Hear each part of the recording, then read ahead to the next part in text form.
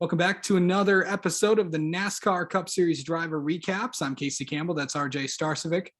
We are pleased to now talk about Alex Bowman in the 48 Ally Chevrolet for Hendrick Motorsports. It was a pretty good year for Alex Bowman. He definitely had his ups and definitely had his downs. 4 wins on the season. How would you say the 48 team did this year? Yeah, you hit it spot on. Lots of ups and downs because you look at, the season finale, 14th and over, 14th in points finishing out the year, but they had 4 wins, 8 top fives. So a solid win, solid season getting into victory lane. Obviously, they probably wish they could have moved further in the playoffs and executed more because this was a team that I felt like could run 20th at sometimes like randomly, but also dominate a race and win.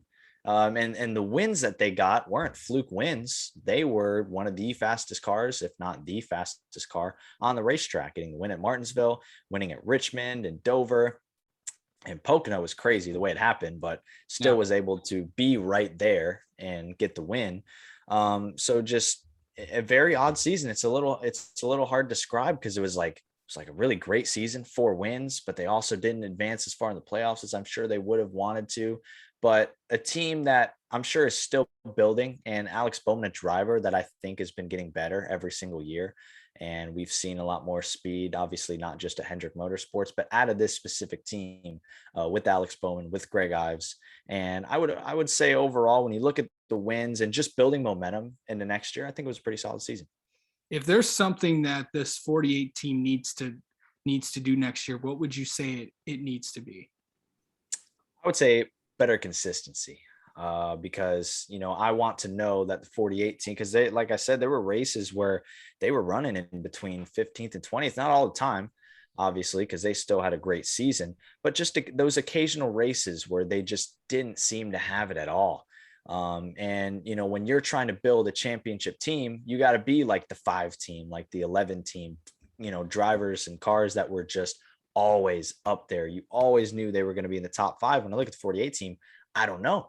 They could be contending for wins one weeks and trying to crack the top 15 the next. So I think consistency is the big thing out of the 48 team because they have so much potential to be great. And we know that Alex Bowman's a great driver. And we know what Greg Ives is also capable of on top of the box.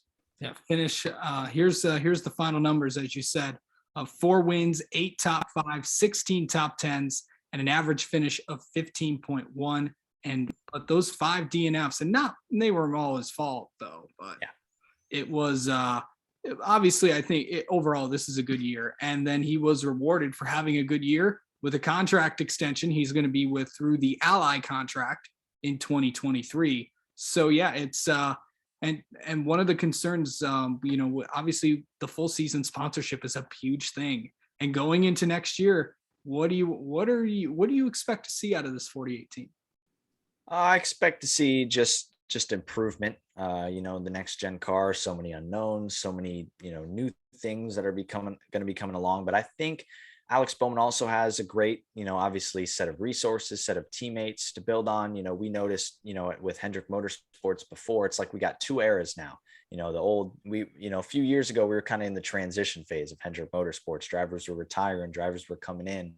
Chase Elliott, William Byron, Alex Bowman we're all still kind of developing. And now we're at that time we saw this year that they're all hitting their marks. And I think it's going to be a team that's going to be able to stick together for a while, going to be able to gel, and a team that wants to make sure that they don't have any weak links. They want all 4 of their cars to be the strongest, they can be. And having the 2 defending champions, William Byron is knocking on the door for sure of doing even bigger things. And same with Alex Bowman. And they got a great team over there. And I think just improvement. And I think, kind of like we were talking about before, I think Hendrick Motorsports is in like the best spot going into the next gen car. And I would expect Alex Bowman to be very strong next year, that entire organization. All right. Stay tuned for more Cup Series driver recaps all off season long.